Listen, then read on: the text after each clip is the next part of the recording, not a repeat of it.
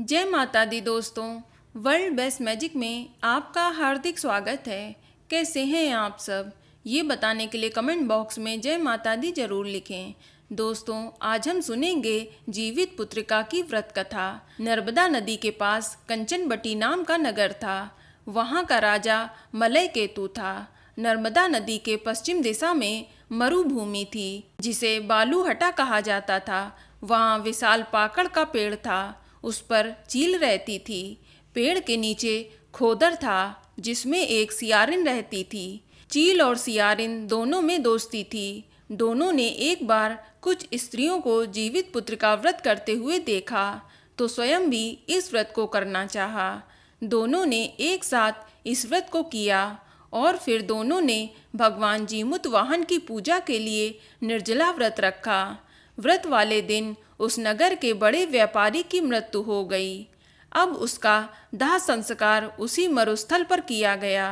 काली रात हुई और घनघोर घटा बरसने लगी।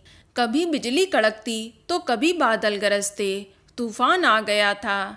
सियारिन को अब भूख लगने लगी थी। मुर्दा देखकर वह खुद को रोक न सकी और उसका व्रत टूट गया। पर चील ने संयम रखा और पूरे नियम और श्रद्धा के साथ अगले दिन व्रत का पारण किया। फिर अगले जन्म में दोनों सहेलियों ने ब्राह्मण परिवार में पुत्री के रूप में जन्म लिया। उनके पिता का नाम भास्कर था। चील बड़ी बहन बनी और उसका नाम सीलवती रखा गया। सीलवती की शादी बुद्धसेन के साथ हुई। सियारिन छोटी बहन के रूप में जन्मी और उसका नाम कपूरावती रखा गया और उसकी शादी उस नगर के राजा मलय केतु के साथ हुई। अब कपूरावती कंचनवटी नगर की रानी बन गईं। भगवान जीमूत वाहन के आशीर्वाद से सीलवती के 7 बेटे हुए, पर कपूरावती के सभी बच्चे जन्म लेते ही मर जाते थे। कुछ समय के बाद सीलवती के 7 पुत्र बड़े हो गए। वे सभी राजा के दरबार में काम करने लगे। कपूरावती के मन में उन्हें देखकर ईर्ष्या की भावना आ गई। उसने राजा से कहकर सभी बेटों के सर काट दिए। उन्हें 7 नए बर्तन मंगवा कर उसमें रख दिया और लाल कपड़े में ढककर सीलवती के पास भिजवा दिया।